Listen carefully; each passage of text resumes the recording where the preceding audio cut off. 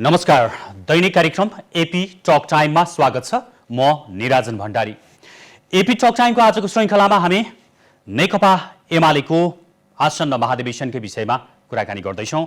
एमालेको महाधिवेशन 10 गतेबाट सुरु हुँदैछ चितवनमा। त्यसको भव्य तयारी भइरहेको छ भने अब यो महाधिवेशन सँगसँगै आउने नेतृत्वको पनि चर्चा परिचर्चा हरेक महाधिवेशनमा हुन्छ नै। त यसपटक पनि त्यो क्रम अहिले जारी रहेको छ। सर्वसम्मत रूपमा सबै चुन्ने भनेर एमाले अध्यक्ष केपी शर्मा ओलीले भनिरहे पनि त्यो अवस्था भने अहिले देखिएको छैन र अध्यक्षमै वरिष्ठ उपाध्यक्षले उम्मेदवारी घोषणा गरिसकेको अवस्थामा अब चुनावी माहौलतर्फ एमालेको महाधिवेशन जान्छ जस्तो देखिएको छ र हरेक पार्टीभित्र महाधिवेशन आउन लागेपछि चर्चा र बहसको विषय बन्ने गर्छ। नयाँ पुस्ता, युवा पुस्ता, नयाँ अनुहारलाई ल्याउनुपर्छ नेतृत्वमा भनेर र उनीहरूको अवस्था पार्टीभित्र सुदृढ बनाउनुपर्छ भन्ने एमालेभित्र पनि त्यो अहिले देखिएको छ, प्रबल रूपमा आएको छ र युवाहरूले कमसेकम 33% चाहिँ नयाँ अनुहार हुनुपर्छ भनेर एउटा अभियान नै चलाएका छन्। यसले पार्टीलाई अझ जीवन्त बनाउँछ भन्ने युवा पुस्ताको भनाइरहेको छ। आज हामी यही सेरोफेरोमा रहेर आसन्न महाधिवेशन, युवाहरू आउने सम्भावना र अन्य विविध विषयमा कुराकानी गर्छौँ। कुराकानी गर्न आज हामीसँग हुनुहुन्छ नेकपा एमालेका नेता जो युवा सङ्घका पूर्व उपाध्यक्ष पनि हुनुहुन्छ, हिरा केसी। स्वागत छ हिरा सर यहाँलाई। हस्, नमस्कार। अब अधिवेशन त लगभग आइसकेको छ होइन, अब 2 दिनपछि अधिवेशन सुरु नै हुन्छ। कस्तो छ उत्साह, उमङ्ग, जोस, जाँगर तपाईँहरूलाई? यो अधिवेशन वास्तवमा धेरै उत्साह र उल्लासपूर्ण वातावरणमा आयोजना हुँदैछ।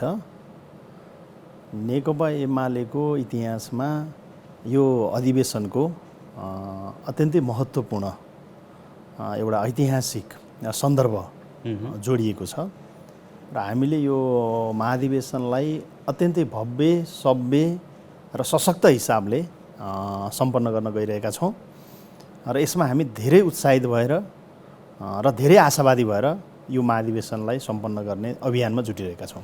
अब महाधिवेशन त तालिका अनुसार आउँछ नै होइन, हजुर, हरेक पटक भनौँ 5-5 वर्षमा। यसपटक चाहिँ विशेष के छ? तपाईँहरू युवाहरू अलिकति बढी उत्साहित किन हुनुहुन्छ यो पटकको महाधिवेशनमा? अब हाम्रो 9औं महाधिवेशन सम्पन्न भएको करिब 7 वर्ष 8 वर्षपछि हामीले यो महाधिवेशन गर्दैछौँ र यो महाधिवेशन 9औं महाधिवेशन र 10औं महाधिवेशनको बिचमा नेपालको राजनीतिमा धेरै ठुला घटना परिघटनाहरू सम्पन्न भएका छन्।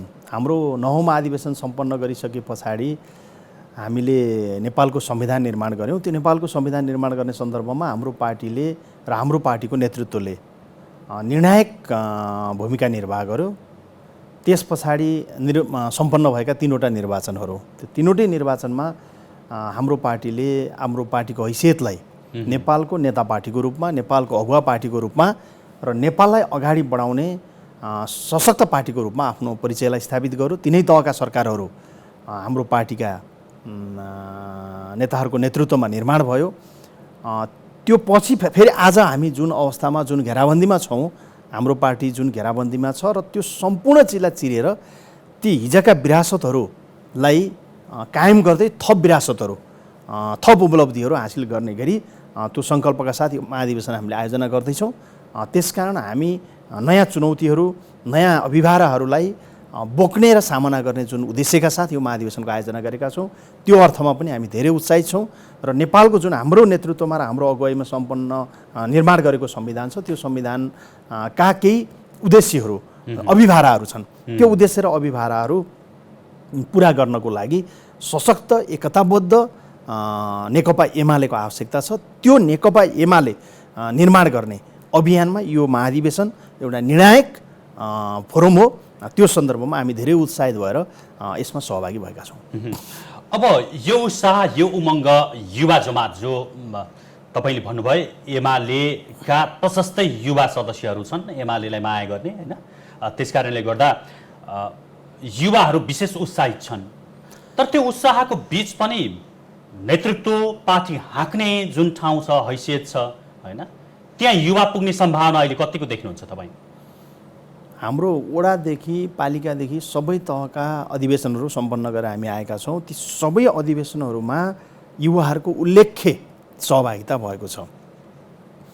यो बिचमा हाम्रो पार्टी सदस्यता सङ्ख्या पनि वात्तै बढेको छ। झन्डै हामी 8 लाख पार्टी सदस्य सङ्ख्यामा पुगेका छौँ र त्यो पार्टी सदस्यहरूको बिचमा पनि युवाहरूको जमात धेरै ठुलो छ।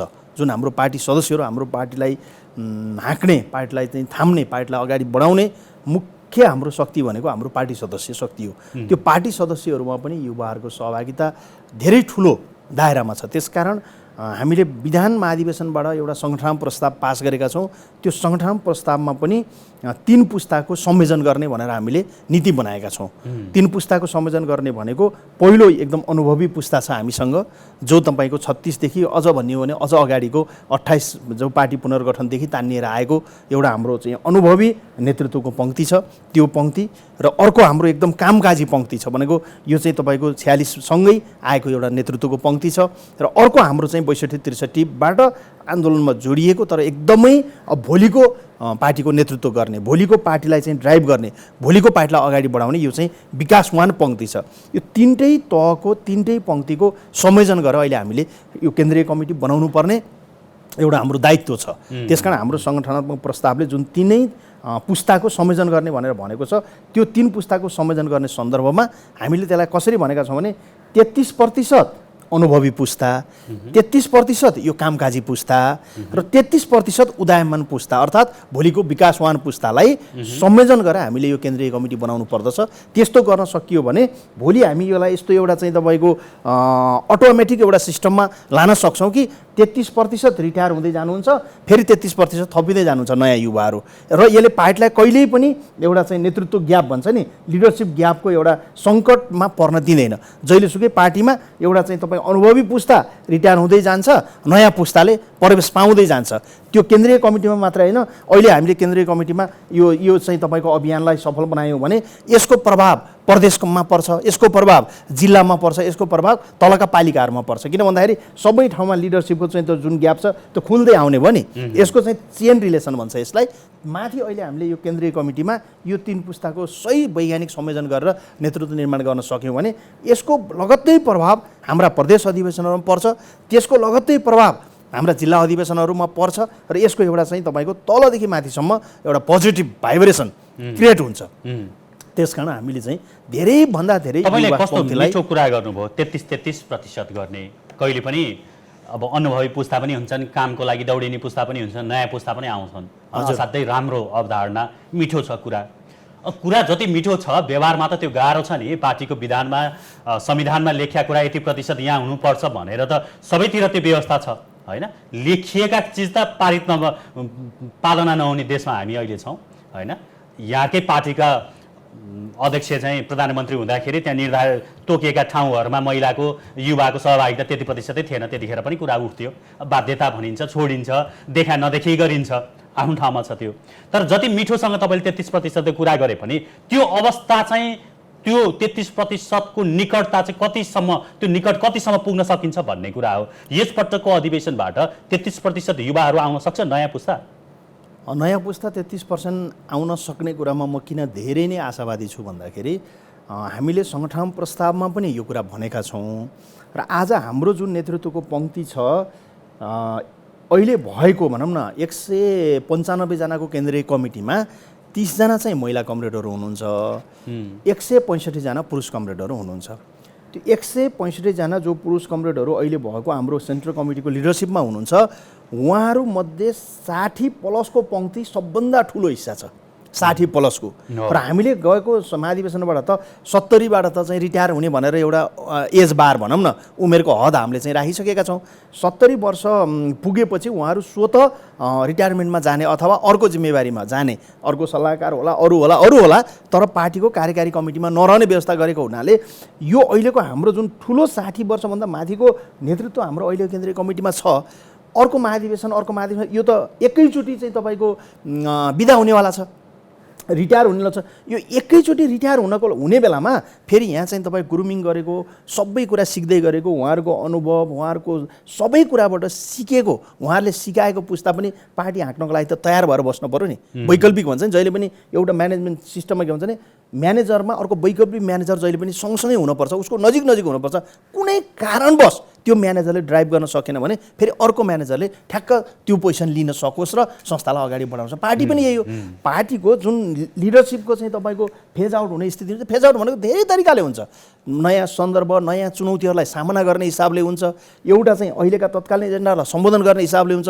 अर्को भोलि भविष्यमा आउन सक्ने चुनौतीहरू, भविष्यमा आउन सक्ने चुनौतीहरूलाई, यो आन्दोलनको अगाडि आउन सक्ने चुनौतीहरूलाई सामना गर्ने त्यो एउटा दूरदर्शी नेतृत्वको सन्दर्भसँग धेरै हिसाबले जोडिएको हुन्छ। अब जस्तो अहिले 225 सदस्य बन्छ होइन, बन्छ हो। 225 सदस्यमा 33% महिला के अरे महिलाहरू पनि चाहियो भन्ने महिलाहरूको पनि कुरा छ। अब महिलाहरूमा पनि त्यहाँ होला, उमेरको कुरा होला, त्यहाँ पनि महिलाहरूको तर्फबाट पनि यङ नयाँ आउनु होला, त्यो आफ्नो ठाउँमा छ, त्यो सङ्ख्या पनि जोडिएला। तर आकाङ्क्षा जुन देखिया छ नि पुरानो नेताहरूमा 60 वर्ष प्लसमा, त्यो आकाङ्क्षाले त अलिकति अवरोधै सृजना गर्छ नि युवाहरूलाई। होइन, उहाँहरूसँग पनि हामीले एकदम हम्बली अनुरोध के गरेका छौँ भने उहाँहरूले यो आन्दोलनलाई यहाँसम्म लिएर आउनको लागि जति कन्ट्रिब्युसन गर्नुभयो, त्याग गर्नुभयो, बलिदान गर्नुभयो, जति उहाँहरूले योगदान गर्नुभयो, त्यो योगदानका प्रति हाम्रो उच्च सम्मान छ। तर उहाँहरूसँगै यो आन्दोलन, उहाँहरूको रिटायरमेन्टसँगै यो आन्दोलन सङ्कटमा नजाओस् भन्ने हिसाबले उहाँहरूले त आफ्ना उत्तराधिकारी तयार गर्नु परेन। कुनै पनि संस्थामा वा कुनै पनि ठाउँमा आफूले मात्रै गरेर सक्ने त होइन होला। अझ आफूभन्दा योग्य उत्तराधिकारीहरू त तयार गर्न पर्यो नि। अझ योग्य उत्तराधिकारी चाहियो नि। भोलिका चुनौतीहरू त आजका भन्दा अझ भीमकाय चुनौतीहरू छन् हाम्रो अगाडिका। ती चुनौतीहरूलाई सामना गर्न सक्ने अझ योग्य उत्तराधिकारी चाहिएन। त्यो योग्य उत्तराधिकारीहरू निर्माण गर्ने सन्दर्भमा, त्यो परिप्रेक्ष्यमा नयाँ युवाहरूलाई, नयाँ अनुहारहरूलाई पार्टी नेतृत्वमा ग्रुमिङ गर्नु अहिले भएको उहाँहरूको दायित्व हो।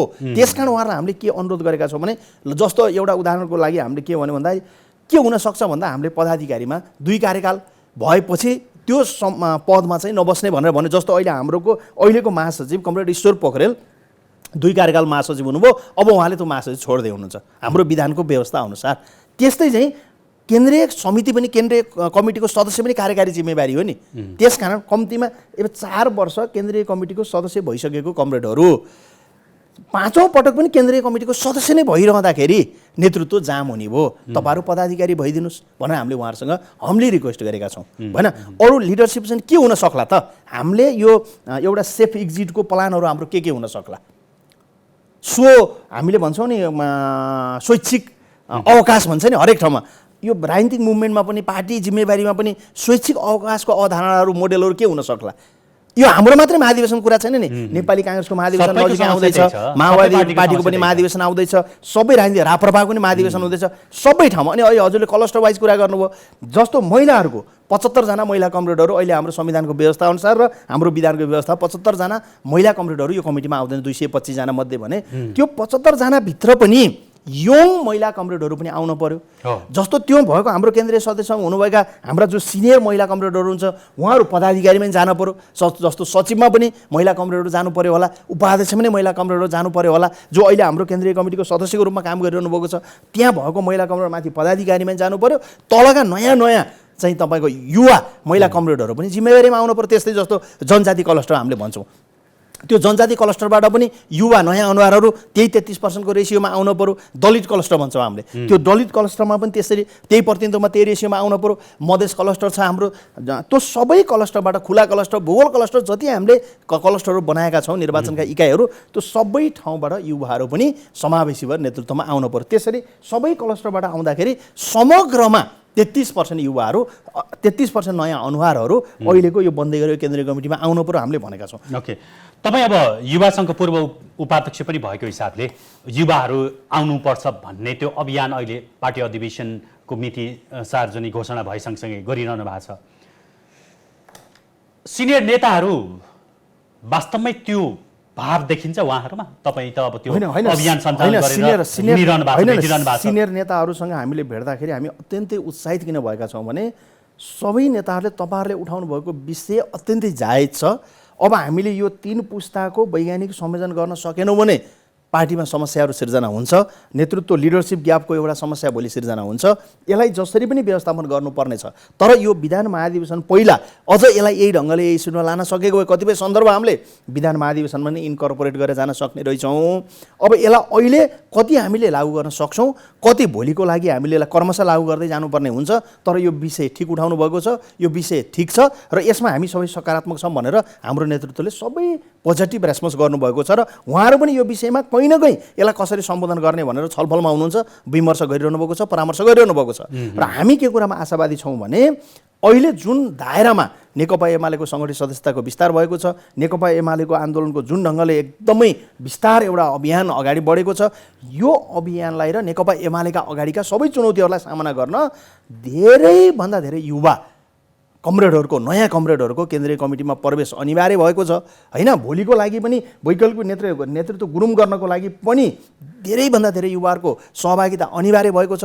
त्यो सन्दर्भमा कुनै न कुनै निकास निक्लिन्छ। हामीले भनेका छौँ कि निकासका सन्दर्भमा हामीले विभिन्न विकल्पहरू नेताहरूसँग छलफल गरेका छौँ। जस्तो ती विकल्पमध्ये एउटा हामीले के भन्छ, यति ठुलो हाम्रो पार्टीको जुन दायरा छ, जुन खालको केन्द्रीय कमिटीको सदस्य हुने साथीहरूको आकाङ्क्षा धेरै ठुलो दायरामा छ, यो सन्दर्भमा यो नेकपा एमाले जस्तो पार्टीको केन्द्रीय कमिटी 225बाट बढाएर 275, 279 वा यो कुनै सङ्ख्यामा पुर्याउन सकिन्छ भने पनि यो हाम्रो एउटा विकल्प हुन सक्छ। अहिले भएका सबै नेता कमरेडहरू पनि एकपटक कमिटीमा बस्न जो इच्छा देखाइरहनु भएको छ, उहाँहरूलाई पनि अहिले अलि भन्छ नि फोर्स एक्जिट जस्तो नहुने भयो।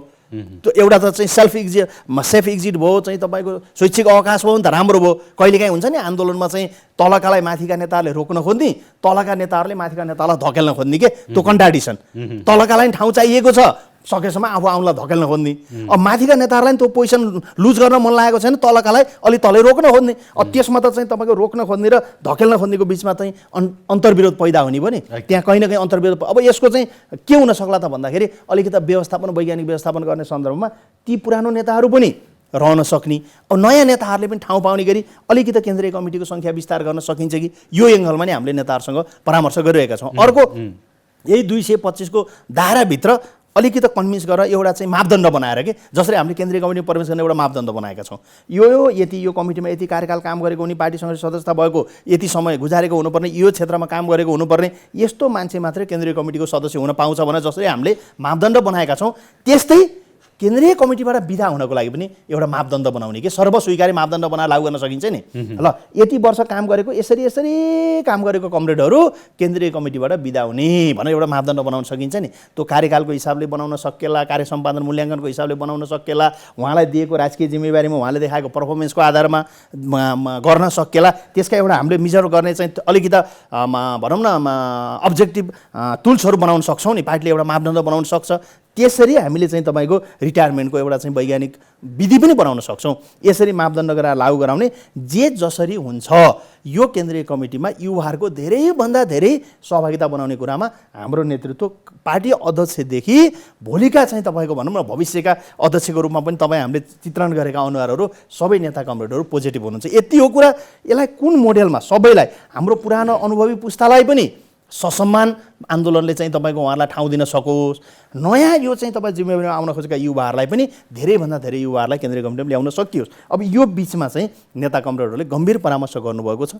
हामी पनि नेता कमरेडसँग गम्भीर परामर्शमा छौँ र हामी सबै देशैभरिका साथीहरूले पनि छलफल गरिरहेछौँ कि अब हामी कसरी धेरैभन्दा धेरै सबै आफ्ना आफ्ना क्लस्टरमा केन्द्रीय कमिटीमा छिर्न सक्छौँ त।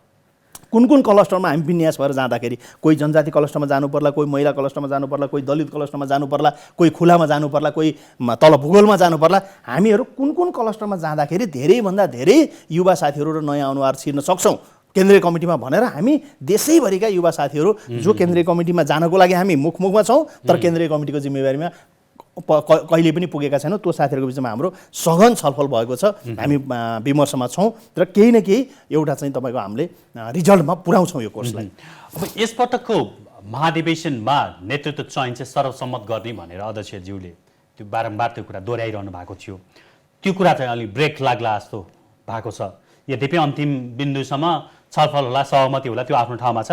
तर अब दिनका दिन उम्मेदवारी घोषणा जस्तो देखिया छ। भीमरावले अस्ति गर्नुभयो, फेरि हिजो हाम्रो सचिवको लागि महेश बस्नेतले उम्मेदवारी घोषणा गर्नुभएको छ, आज अर्कोले गर्नु होला होइन। यो क्रम जुन सुरु भएको छ, जस नेतृत्व चाहिँ चुनावी प्रतिस्पर्धाबाट चाहिँ आउने जस्तो देखियो होइन अहिलेसम्मको अवस्था तपाईँहरूलाई के छ सर्कुलर? आजसम्मको अवस्था हेर्दाखेरि मैले चाहिँ अहिले पनि हाम्रो मूल नेतृत्व पदाधिकारी सर्वसम्मत हुन्छ भन्ने नै देख्छु। यो जुन उम्मेदवारीको घोषणा छ, मैले नेताहरूसँगको बाहिर के मिडियाको कुरा सुन्दा र उहाँहरूसँग हामीले चाहिँ प्रत्यक्ष सम्पर्क गरेर बुझ्दाखेरि सबै नेताहरू सर्वसम्मत नेतृत्व निर्माणकै पक्षमा हुनुहुन्छ। प्रश्न कहाँ अल्झेको छ भने हाम्रो नेताहरूको पङ्क्ति यति ठुलो छ कि कोही पनि नेताहरू बिदा हुन नचाहने, अब सबै नेताहरू अटाउन पनि गाह्रो हुने। त्यसकारण चाहिँ तपाईँको अब एकदमै सबै नेतालाई समेट्न ठाउँ पनि नहुने कारणले एउटा चाहिँ प्राविधिक अप्ठ्यारो परेको। तर म के बुझ्दैछु भने यो उम्मेदवारी घोषणाको पछाडि पनि सर्वसम्मतको प्रेसर निर्माण गर्ने उद्देश्य अन्तर्निहित छ भन्ने मेरो बुझाइ छ।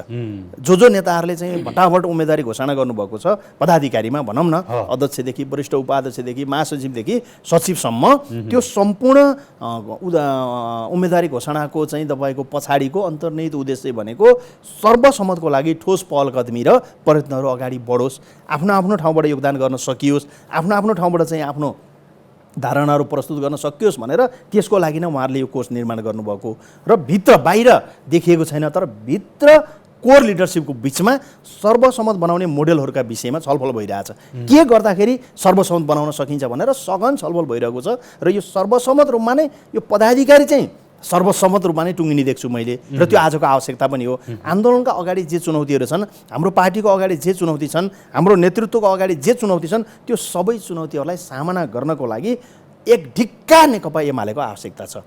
त्यो वैचारिक हिसाबले, भावनात्मक हिसाबले सबै त्यहाँभित्रका प्रवृत्ति, कोण, जोडहरू सबैलाई मिलाएर एउटा एकताबद्ध नेकपा एमाले हामीले प्रस्तुत गर्नुपर्ने छ यो महाधिवेशनबाट। त्यसकारण त्यो प्रेसर त हाम्रो सबभन्दा बढी त हाम्रो नेताहरूलाई छ, सबभन्दा बढी त्यो प्रेसर हाम्रो अध्यक्षलाई छ, एवं रीतिले अरू हाम्रो पदाधिकारी हिजो उपाध्यक्ष हुनुभएका कमरेडहरू, महासचिव हुनुभएका कमरेडहरू, उहाँहरूको त्यो प्रेसरमा उहाँहरू हुनुहुन्छ। त्यसकारण यसलाई चाहिँ सर्वसम्मत हिसाबले नै अन्तिममा फिनिसिङ गर्नुहुन्छ र चितवनबाट हामी फर्कने बेलामा सर्वसम्मत नेतृत्व निर्माण गरेर फर्कन्छौँ भन्ने मेरो विश्वास छ। हिजो पार्टी अध्यक्षले प्रेससँग, सम्पादकहरूसँग साक्षात्कार गर्नुभयो, गफ गर्नुभयो, आफ्नो विचारहरू राख्नुभयो हिजो। त्यसमा उहाँलाई यसो हेर्दाखेरि चुनाव हुन्छ भने हुन्छ, ठिकै छ, चुनावी प्रक्रियामै जाउँ, यही हो लोकतन्त्र। अब अस्तिसम्म चाहिँ नयाँ अवधारणाको सहित सर्वसहमतिवालै सिद्धान्तमा जाउँ भन्ने कुरा थियो। हिजोबाट अब लोकतान्त्रिक अभ्यास हो, चुनावमा कोही साथीहरू आउँछन् भने आउन् भन्ने खालको अभिप्राय जुन आयो, त्यसले चाहिँ चुनाव हुन्छ कि भन्ने प्रकारको मान्छेले अड्कलबाजी त काट्यो नि होइन? ठिकै हो। यो अब भनौँ न, हामी नेकपा एमालेको त विगतका ओलीले पहिला जुन ठुलो एउटा पार्टी निर्माण भयो, दुईटा पार्टी मिलेर होइन, त्यतिखेर पनि नेतृत्वले को असक्षमताकै कारण अहिलेको यो परिस्थिति आयो भनेर विश्लेषण गरिन्छ। हेर्दाखेरि त्यो देखिन्छ पनि, त्यो एउटा नेतृत्व चुकेकै हो। त्यो जतिसुकै तपाईँहरू अथवा कार्यकर्ताहरूले ढाकछोप पारे पनि यो परिस्थिति आउनुमा त नेतृत्व, त्यो जुन प्रकारको एउटा लिडर हुनुपर्थ्यो त्यो हुन नसकेर यो परिस्थिति आएको हो। तर अहिले सर्वसम्मतिको जुन रटान ओलीले रटिरहनु भएको थियो, त्यसमा पनि फेरि उहाँ एकपटक असफल हुनुभयो जस्तो देखिन्छ नि त। यो चुनावी प्रक्रियामा गयो भने त अधिवेशन अगाडि नै होइन, सर्वसम्मत सबभन्दा उत्तम लोकतान्त्रिक विधि हो। यदि सर्वसम्मत हुन सकेन भने नेकपा एमाले मात्रै एउटा त्यस्तो पार्टी हो जुन पार्टीले विगतका अधिवेशनहरू, त्यो तलका जिल्ला अधिवेशन भन्नुहोस्, अझ तलका इकाइका अधिवेशनहरू, महाधिवेशन, केन्द्रीय महाधिवेशन, सबै ठाउँमा निर्वाचन गरेर एउटा लोकतान्त्रिक विधिबाट नेतृत्व निर्माण गरेको पार्टी पनि नेकपा एमाले नै हो। आन्तरिक लोकतन्त्रको हिसाबले नेपालमा भएका राजनीतिक पार्टीहरूमध्ये सबभन्दा बढी आन्तरिक लोकतन्त्रको अभ्यास गर्ने पार्टी पनि नेकपा एमाले नै हो। त्यसकारण आज हामीले यति हो कि आज हामीले तल वडा अधिवेशन सर्वसम्मत गरेका छौँ, गाउँ अधिवेशनहरू सर्वसम्मत गरेका छौँ, नगर अधिवेशनहरू सर्वसम्मत गरेका छौँ र धेरै ठाउँको हाम्रो प्रतिनिधि सेलेक्सन पनि हामीले सर्वसम्मत विधिबाट गरेका छौँ।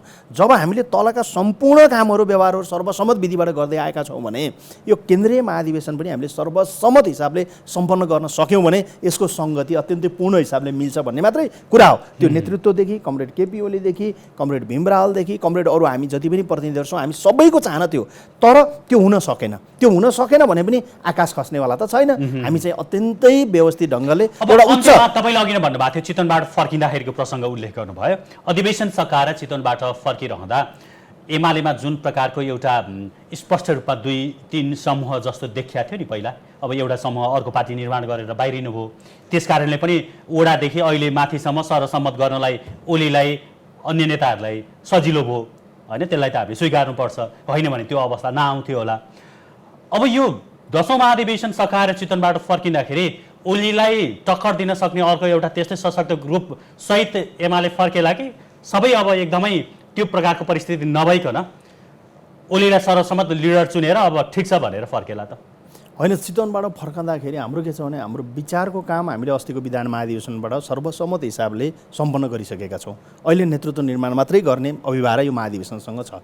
त्यसकारण यो महाधिवेशनबाट हामी फर्कने बेलामा सम्पूर्ण हिसाबले एकताबद्ध एमाले, सम्पूर्ण हिसाबले सग्लो एमाले र सम्पूर्ण हिसाबले सशक्त एमाले बनाएर हामी फर्कन्छौँ। यसमा कुनै पनि पक्ष विपक्ष, यो ओलीको पक्ष, यो फलानाको पक्ष, यो ढिस्कानाको पक्ष भन्ने चिज केही पनि बाँकी रहँदैन। जस्तो हामी सम्पूर्ण हिसाबले पहिला माओवादीमा रहनुभएका नेताहरू हुनुहुन्छ एकातिर होइन, उहाँहरू पनि राम्रै जिम्मेवारी खोजिरहनु भएको छ प्रत्यक्ष अप्रत्यक्ष रूपमा।